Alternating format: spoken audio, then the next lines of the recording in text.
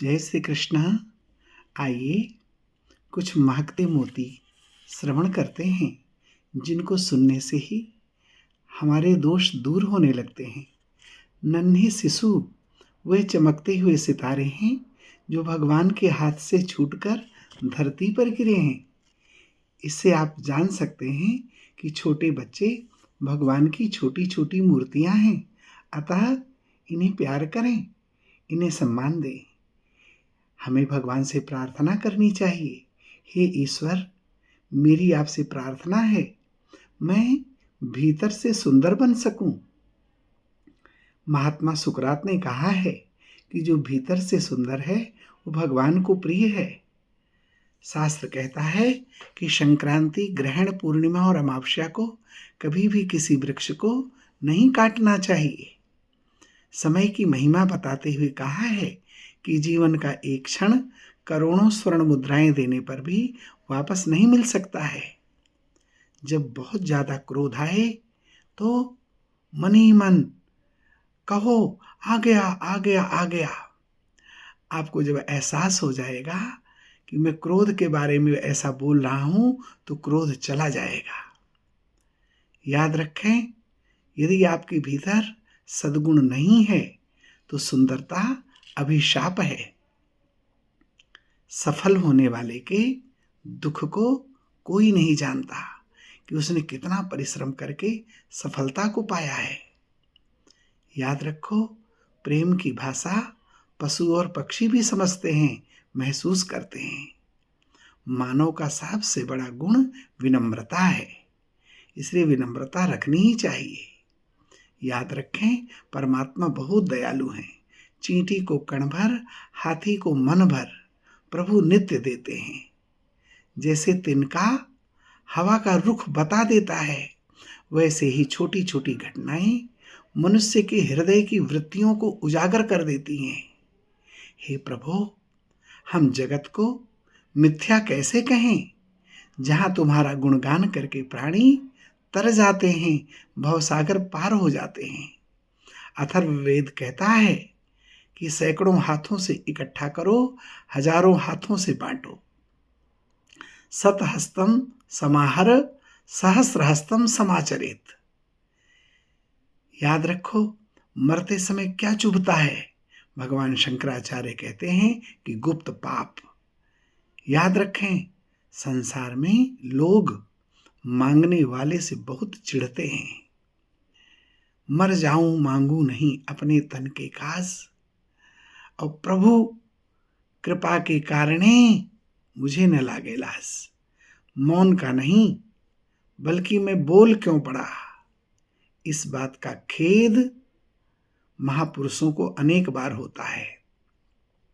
आओ हम मौन रहें ताकि फरिश्तों की कानाफूसियों को, उनकी आवाज को सुन सकें। मौन होकर मधुर संगीत श्रवण करने से आत्मा के ताप भी शांत हो जाते हैं। शरीर, मन, मस्तिष्क तीनों को स्वस्थ रखने की रामबाण औषधि है मौन। और दूसरा है उपवास। एक साल में लगभग 80 लाख सांसों का खजाना हम खर्च करते हैं। विचार करो, ये कहाँ खर्च हो रहे हैं? क्या ये उचित वस्तु की प्राप्ति में खर्च हो रहे हैं? 24 घंटे में एक स्वस्थ व्यक्ति करीब 21,600 बार श्वास लेता है। अतः हमें प्रत्येक श्वास का सदुपयोग करना चाहिए। जब हम किसी की ओर उंगली दिखाते हैं तो पहले 3 उंगलियां हमारी ओर इशारा करती हैं। जब तक भगवान की प्रार्थना में रुदन ना हो तब तक भगवान जीव को स्वीकार नहीं करते। लेकिन यह रुदन ढोंग नहीं होना चाहिए, हृदय से प्रार्थना और रुदन होना चाहिए। प्रेम संसार के संबंधों से नहीं बल्कि संसार के स्वामी से करना चाहिए। प्रेम करने वाले से प्रेम करना यह सामान्य बात है। प्रेम ना करने वाले से भी प्रेम करना यही महानता है। लेकिन सच्चा प्रेम, अंतरात्मा का प्रेम, वो प्रभु को ही अर्पण करना चाहिए। याद रखो, जैसा मैं चाहूं वैसा हो जाए, यह इच्छा जब तक रहेगी तब तक शांति नहीं मिलेगी। ये नियम ले लें कि कोई हमारे मन की बात पूरी ना करे तब भी हम उस पर नाराज नहीं होंगे। यह नियम उच्च कोटि का तप है। जटायु की धूल जटाओं से झारी, ऐसे प्रभु को छोड़कर संसारी विषयों में जो लीन होते हैं वे मूढ़ ही हैं। सुनह उमाते लोग अभागी, हरि तज होए विषय अनुरागी। हरि व्यापक सर्वत्र समाना, और प्रेम ते प्रगट हो ही मैं जाना। प्रभु सर्वत्र हैं, परंतु जहाँ प्रेम होता है वहीं प्रगट होते हैं। सब घट मेरो साइया, खाली घट ना कोय, बलिहारी वा घट की, जा घट प्रगट होए। हे गोविंद, हे गोपाल, आपका नाम आपसे 100 गुना बड़ा है, क्योंकि वह उच्चारण करने मात्र से सद्गति प्रदान करता है।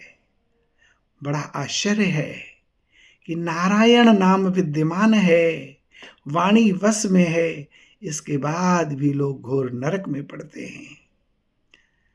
आइए अनमोल रत्नों को भी श्रवण करें। जो कृष्ण कृष्ण कृष्ण कहकर प्रभु का स्मरण करता है, प्रभु कहते हैं उसको मैं नरक से वैसे ही निकाल लेता हूं जैसे जल फोड़कर कमल निकल आता है। हे मनुष्यों, मैं भुजा उठाकर कहता हूं, जो जीव प्रतिदिन मुकुंद माधव नरसिंह जनार्दन का जप करता है उसको मैं अभीष्ट वस्तु दे देता हूं। जहाँ भगवान की कथा होती है वहाँ गंगा, यमुना, गोदावरी, सिंधु और सरस्वती सभी तीर्थ बसते हैं। भगवान कहते हैं, नाहम वसामि वैकुंठे योगी नाम हृदयेन चा, मद भक्ता यत्र गायन्ति तत्र तिष्ठामि नारद। हे नारद, ना मैं वैकुंठ में रहता हूँ, ना योगियों के हृदय में रहता हूँ, मैं तो वहीं विराजित रहता हूँ जहाँ गदगद कंठ से मेरे भक्त मेरे गीत गाते हैं। पेट में अन्न ना हो तो श्रृंगार की क्या शोभा, प्रभु से प्रेम ना हो तो दुनिया का कोई भी ज्ञान किस काम का। प्राणी भाव से प्रेम से स्तुति करे तो जो काम वेदों से भी नहीं बन सका वह काम स्तुति से बन सकता है। भक्त कहता है, भगवान 16,000 रानियों के लिए तुम 16,000 रूप धारण कर सकते हो, पर इस अधम के लिए क्या एक रूप धारण करना भी आपके लिए कठिन हो गया है क्या? प्रभु, मैं आपके चरणों पर अपना मस्तक रखूं और तुम अपना हाथ भी मेरे शीश पर ना रखो, क्या यह उचित है? चारों वेद और सभी महाशास्त्रों का यही निचोड़ है कि एक क्षण भी दो संग बुरा संग ना करें, संभव हो तो सत्संग करें, विष्णु सहस्त्र नाम का पाठ करें, गीता का, रामायण का पाठ करें, भागवत जी का पाठ करें। याद रखें, आवश्यकता की पूर्ति हो सकती है, परंतु इच्छा की पूर्ति होना कभी भी संभव नहीं, असंभव है। द्वितीया, एकादशी, चतुर्दशी, पूर्णिमा, अमावस्या, संक्रांति और पर्व काल के दिन स्त्री संग नहीं करना चाहिए, अन्यथा दुष्ट संतान की उत्पत्ति होती है। गर्भवती महिला को सूर्य ग्रहण, चंद्र ग्रहण, इंद्रधनुष और सर्प का दर्शन नहीं करना चाहिए, अन्यथा संतान में दोष आते हैं। गृह प्रवेश की प्रथम रात्रि भूमि पर शयन करना चाहिए, ब्रह्मचर्य का पालन करना चाहिए। इससे भूमि के देवता वास्तु पुरुष प्रसन्न होते हैं। फल के पक जाने पर तोता बिना बुलाए ही आकर चोंच मारता है, उसी प्रकार साधना परिपक्व काल में स्वयं प्रभु जीव का आलिंगन करते हैं। जिन्होंने धन पैदा कर उसे अच्छे काम में लगाना नहीं सीखा, उनकी बुरी दशा होती है। इससे तो धन ना होना ही अच्छा था। याद रखो, सुमेरु पर्वत भी गिर पड़ता है, समुद्र भी सूख जाता है, पृथ्वी भी नष्ट हो जाती है, फिर इस शरीर की बात ही क्या है? दाह संस्कार के समय, अग्नि संस्कार के समय अन्य लकड़ियों के साथ एक तुलसी की लकड़ी यदि हो तो करोड़ों पाप से युक्त होने पर भी जीव को मुक्ति और सद्गति मिल जाती है। समय का सदुपयोग भगवान की साधना है, क्योंकि समय साक्षात श्री हरि का स्वरूप है। अहंकारी मनुष्य से कोई प्रेम नहीं करता, यहाँ तक कि उसके बीवी और बच्चे भी उसे पसंद नहीं करते। मकर संक्रांति और मौनी अमावस्या ये अक्षय फल के दाता हैं। इस अवसर पर समुद्र स्नान करने से 1000 अश्वमेध यज्ञ का फल मिलता है। याद रखो, कर्म फल तो गंगा पुत्र भीष्म को भी भोगना पड़ा, अतः बिना श्रेष्ठ कर्म के गंगा जी कैसे कृपा करेंगी। इसलिए अपने कर्म पर विशेष ध्यान देना चाहिए। प्रसन्न वे हैं जो अपना मूल्यांकन करते हैं और परेशान वे हैं जो दूसरों का मूल्यांकन करते हैं। मानव का भाग्य उतनी बार बदलता है जितनी बार वो भगवान का स्मरण करता है। याद रखें, न्यायाधीश गलत हो सकता है लेकिन द्वारिकाधीश गलत नहीं हो सकते। जब निष्ठा सच्ची हो तो कनिष्ठा से भी पर्वत उठाया जा सकता है। हरम हरिम हरिश्चंद्रम हनुमंतम हलायुधम पंचकवय स्मरे नित्यम घोर संकट नाशनम। 100 काम छोड़कर भोजन करना चाहिए, 1000 काम छोड़कर स्नान करना चाहिए, लाख काम छोड़कर दान करना चाहिए और करोड़ों काम छोड़कर प्रभु का स्मरण करना चाहिए।